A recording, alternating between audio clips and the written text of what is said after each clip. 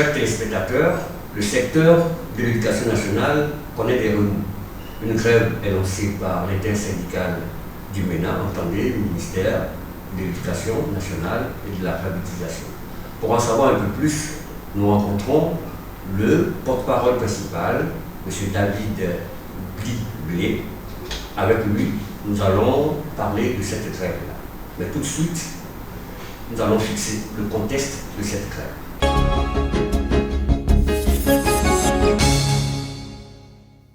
Monsieur David Bliblé, quel est le contexte de cette grève-là? La grève a été initiée par les fêtières syndicales de deux ministères, le ministère de l'Éducation nationale et le ministère de l'Enseignement technique. Donc, les différentes organisations syndicales de ces deux grands ministères, à travers leur intersyndicale, sont rentrés en grève de 3 jours relativement au déficit de dialogue social qui a lieu donc, qui a cours dans ces deux ministères. Depuis 2 ans, nous discutons avec nos différents ministères depuis 2022. Malheureusement, cette discussion se solde par des résultats pratiquement nuls. Et donc, quand un dialogue ne va pas bien, il faut le dénoncer. Et c'est ce que nous avons fait en ce moment. Alors, quel est le principal, c'est vrai, quand un dialogue ne va pas bien, il faut le dénoncer. Mais alors, quel est le principal objectif de cette grève-là? Le principal objectif, c'est de faire aboutir notre revendication prioritaire aujourd'hui. Qui est laquelle? Qui est donc l'octroi d'une prime d'incitation, une prime trimestrielle d'incitation aux enseignants du secteur éducation-formation. Il y a certes plusieurs revendications, mais c'est cette revendication que nous avons mis en priorité. Elle est donc la priorité de nos priorités. On peut aborder les autres revendications? Bien sûr. En ce qui concerne le ministère de l'enseignement technique, c'est cette principale revendication qu'ils ont mis en priorité. D'accord. Et cette revendication pour l'enseignement technique devrait être remise au ministre de l'Éducation nationale après leur atelier de la bovine. Malheureusement, ça n'a pas été le cas. Au niveau du ministère de l'Éducation nationale, quand nous avons fini le passage en revue de ces revendications, malheureusement encore, notre ministère qui devrait organiser un atelier où la première responsable de ce ministère devrait apprécier ces revendications pour donc les faire passer, soit au niveau de l'interministériel pour les revendications qui ont un élan à caractère financier, et apprécier, donner même des décisions au niveau des revendications à caractère administratif et pédagogique. Malheureusement, aucune appréciation n'a été faite et nous avons donc tiré sur la sonnette d'alarme pendant plusieurs mois, mais malheureusement, notre ministère ne nous a pas écoutés. Alors, à côté de ces revendications, au niveau du ministère, il y a 4 autres revendications. Il s'agissait principalement maintenant de la revendication relative à l'administration scolaire, donc avec la création d'emplois nouveaux et un profil de carrière, et le reversement des ponctions qui ont été faites de façon disproportionnée par le gouvernement lors des grèves de 2019 et 2020. Nous demandons le reversement de ces ponctions parce qu'il y a des enseignants qui ont fait 3 jours de grève et tout leur salaire a été retenu. Il y a même des gens qui ont eu des retenues de salaire de 2 à 3 mois. Et ça, nous trouvons ça inacceptable.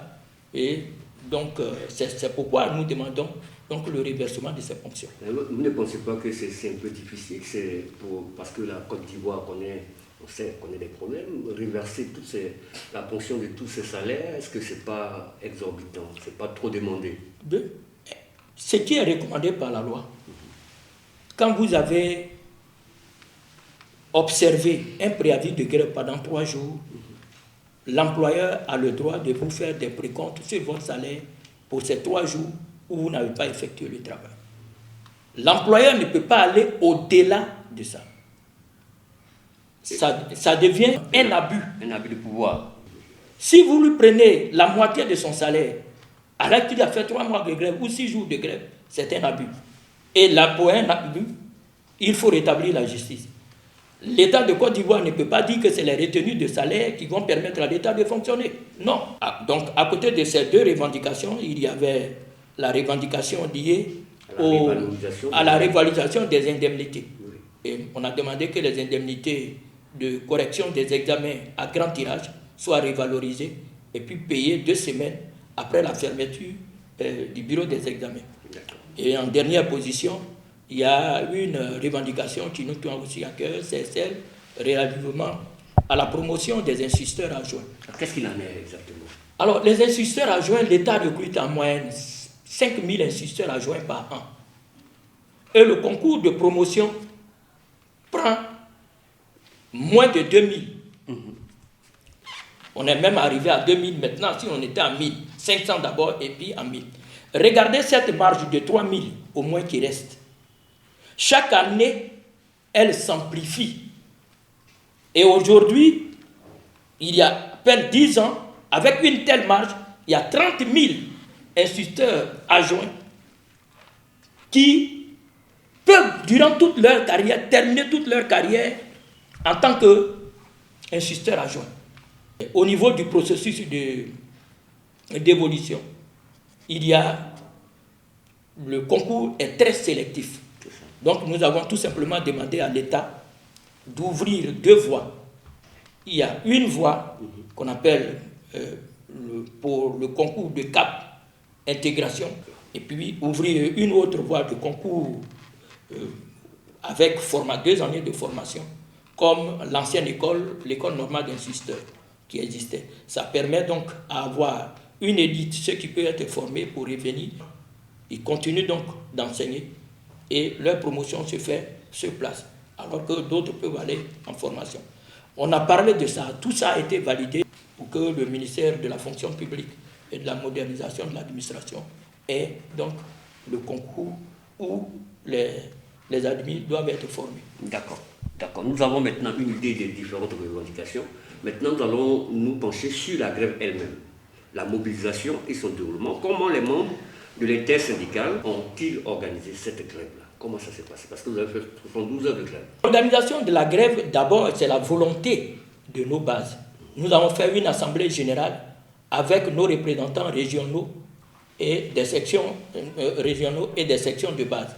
Donc, quand la décision a été prise, aujourd'hui, avec nos téléphones portables, je crois que, et puis des visites de terrain pour informer donc nos bases de la décision qui a été prise et la nécessité de nous accompagner pour ces 3 jours d'arrêt de travail.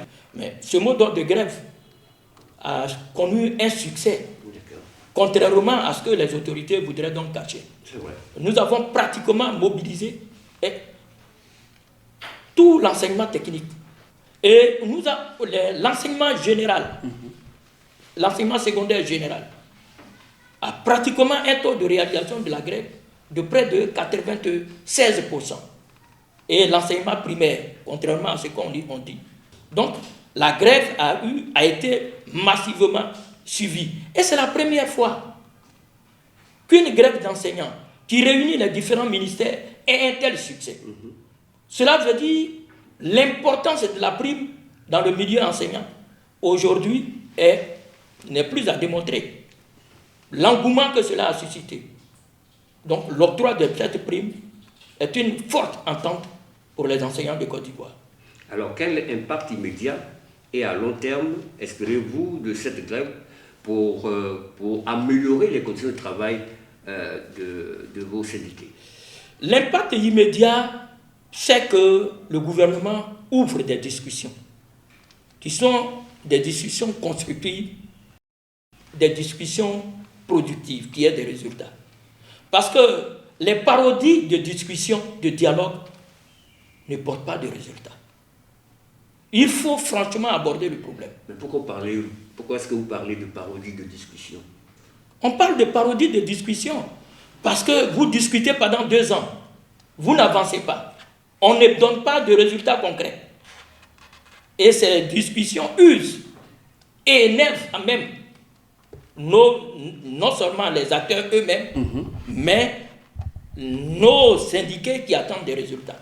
Et c'est pourquoi nous disons que cette fois-ci, là, la commission consultative, la fonction publique qu'on vient de mettre en place, aborde de façon claire les problèmes pour que nous ayons des résultats. Il ne faudrait pas que les choses traînent à longueur de journée pendant plusieurs mois, voire même des années. Non. Ça va encore mettre de l'huile sur le feu. Mais est-ce que le durcissement de vos positions par rapport à cette grève-là ne va pas donner raison aux observateurs, à certains observateurs qui trouvent que cette grève a des relents purement politiques? Ce n'est pas la première fois l'expression de grève à relents politique. Chaque fois que des organisateurs syndicaux, on se lève pour pouvoir observer des arrêts de travail, on parle de politiciens, on parle de tapis dans l'ombre des déstabilisateurs de la République. En fait, on approche généralement ces termes pour ne pas véritablement aborder le problème de fond. C'est une fuite en avant. Mais acceptons-nous qu'il y ait des hommes politiques. Ceux qui sont au pouvoir sont des hommes politiques. Donc, eux qui sont déjà au pouvoir, ils règlent le problème. Si le problème est réglé et que ces leaders continuent, on peut leur prêter des intentions. Mais le problème est réel, suivi par plus de 80% des membres d'une corporation. Et on parle de politiciens qui se trouveraient derrière.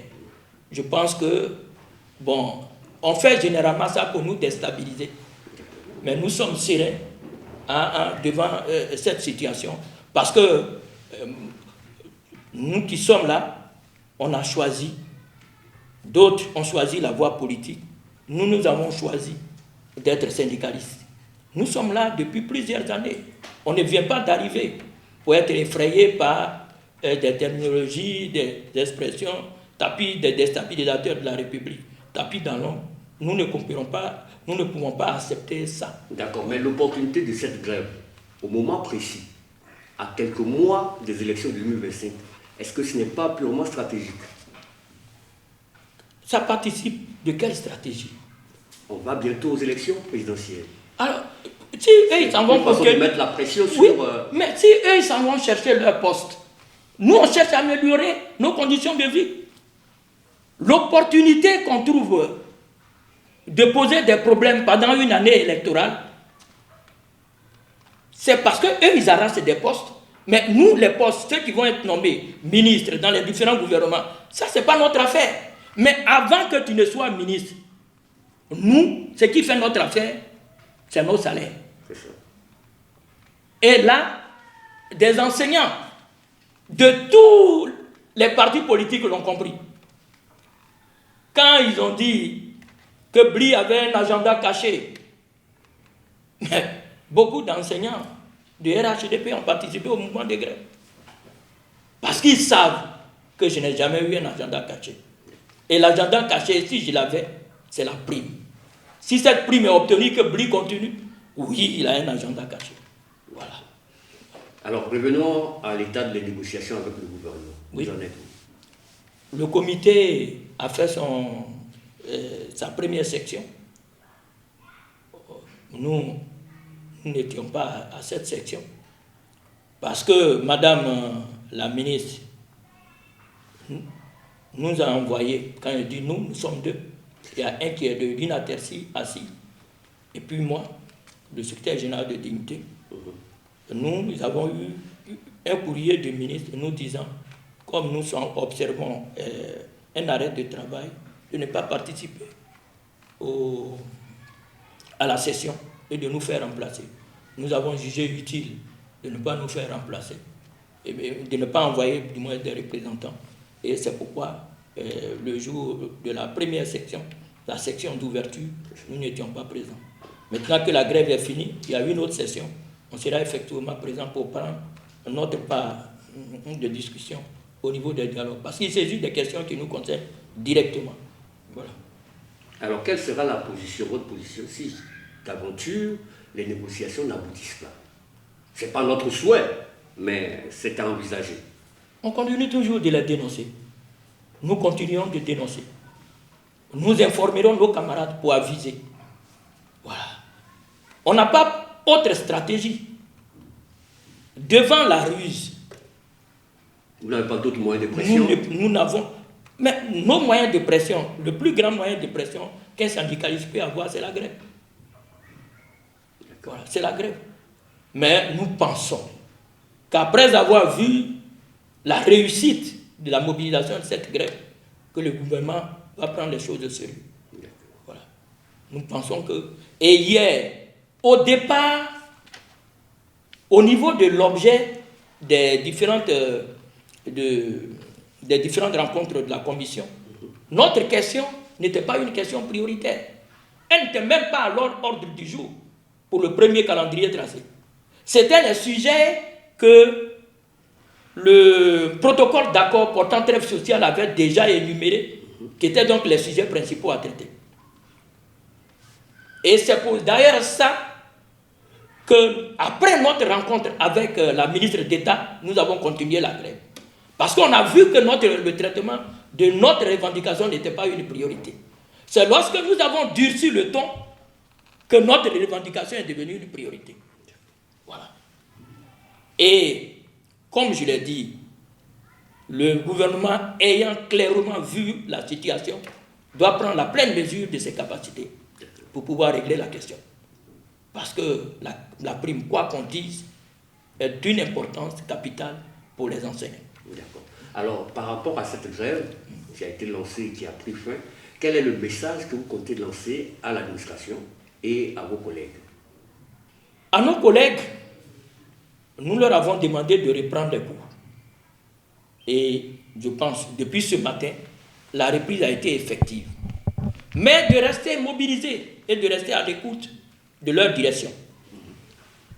Nous allons leur rendre compte de façon périodique sur l'évolution de la situation. Pour que, en cas de situation de blocage,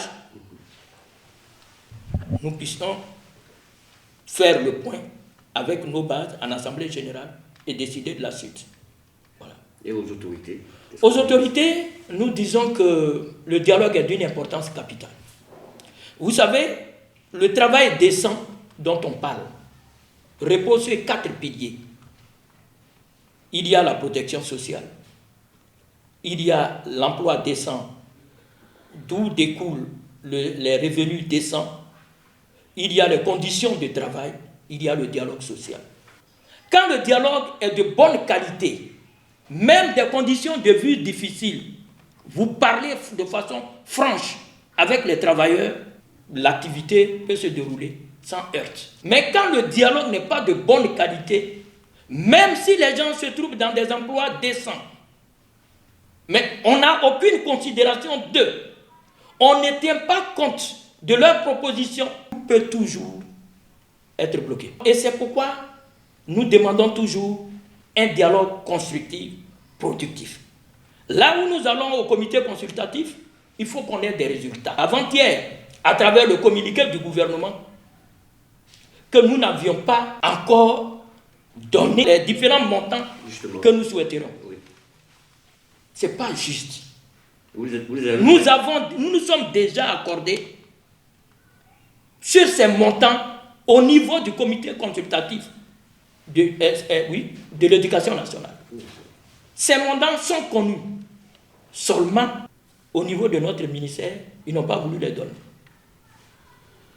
Et c'est ça le dialogue de façade. On ne peut pas construire un pays sans un climat social apaisé. Et c'est d'ailleurs pour cela que vous avez signé la trêve sociale de bien sûr, 2022-2027. Bien sûr. Mais malgré ça, vous êtes entré en grève. Oui, la signature, vous revenez là-dessus. La signature de la trêve sociale est une très bonne chose. Pourvu que les acteurs comprennent que le dialogue sincère, le dialogue constructif, s'il est rompu, la trêve se brise. L'État de Côte d'Ivoire était le premier à violer ce protocole d'accord. Au moment où nous sommes sur la table de discussion, l'État de Côte d'Ivoire, sinon le gouvernement, fait prendre au président de la République une ordonnance de façon unilatérale. Nous avons même interpellé Madame la ministre d'État sur cette question à plusieurs reprises, sans réponse. Première violation. Contrairement à ce qu'ils disent, pour que nous puissions déposer nos préavis, il fallait discuter d'abord pendant 2 ans. Le préavis lui-même déposé, on a laissé une marge de 30 jours, là où il faut laisser 6 jours, privilégiant le dialogue. Dans ces conditions-là, on ne peut rien nous reprocher sur ce respect de la trêve sociale. Nos représentants du gouvernement pensent que quand il y a une trêve sociale, on ne peut pas faire de grève. C'est archi faux. C'est une mauvaise compréhension. Parce que la trêve sociale est un accord entre 2 parties. C'est ce qu'on appelle l'accord de parties. C'est-à-dire, dans un État, 2 personnes ou bien 2 entités se rencontrent, ils signent un protocole pour pouvoir exécuter des choses. Mais ce n'est pas au-dessus de la Constitution, mais au-delà de la Constitution, le Code du travail, le statut général de la fonction publique, qui font tous la promotion de la liberté syndicale. Donc c'est une mauvaise compréhension. Nous ne pouvons pas être des leaders syndicaux et nous-mêmes s'auto-censurer. Si les choses continuent de cette façon, on ne signera plus une 3e trêve. Si les choses ne changent pas, d'où peut-être ma confédération ne signera plus une 3e trêve. D'accord. On ne peut pas se séparer, puisque nous sommes dans le domaine du syndicalisme, sans parler de la solidarité et de l'unité des travailleurs. Comment voyez-vous la solidarité entre les différents personnels du MENA dans cette lutte-là? Le mouvement syndical est un mouvement de solidarité. Et aujourd'hui, la mayonnaise a pris. En 2 ministères, nous étions les premiers à lancer notre mouvement. Mais comme on parle du secteur éducation-formation, nos amis de l'enseignement technique et la formation professionnelle de l'apprentissage ont vu la nécessité, ils sont venus. Nous leur avons ouvert nos bras. Et nous sommes en train de faire une marche héroïque. Ils ont même fait le meilleur score, l'enseignement technique. 100% de mobilisation. Nous voudrons saluer cela. Mais nos amis de l'université, nous sommes en parfaite harmonie. On est en train de s'organiser avec eux. On défend les personnels des systèmes d'éducation-formation. Tous ceux qui vont travailler dans nos ministères, il faut qu'ils aient des primes. Quand l'enseignant qui doit délivrer le savoir n'est pas dans une bonne disposition d'esprit, il ne peut pas donner la pleine mesure de ses capacités, de nos enfants. L'enseignant qui arrive, qui a un salaire approximatif, où il n'y a pas de prime, il fait seulement un cours, il n'a pas le temps de corriger les cahiers si c'est un instituteur, il court à la recherche d'heures supplémentaires, fatigué, il revient, il ne peut plus être productif. Je rappelle qu'en 2019, l'évaluation PASEC, la Côte d'Ivoire avait le meilleur enseignant d'Afrique. Les enseignants ivoiriens étaient parmi les meilleurs. En 2019. En 2019. Mais notre produit, parmi les derniers. Pourquoi? Pourquoi ils étaient parmi les derniers? Tout simplement parce qu'ils étaient démotivés. Donc, pour la qualité de l'éducation, il faut cette prime pour redorer le blason de l'enseignant. Et mieux, pour que notre système éducatif puisse être beaucoup plus performant.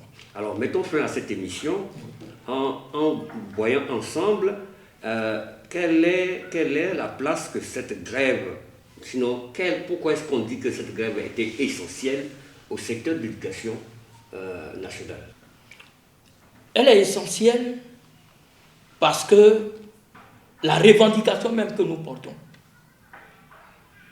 est une revendication, si elle est satisfaite, peut avoir des enseignants qui sont dans de meilleures conditions de vie pour être performants et relever le défi du développement de formation de notre système éducatif.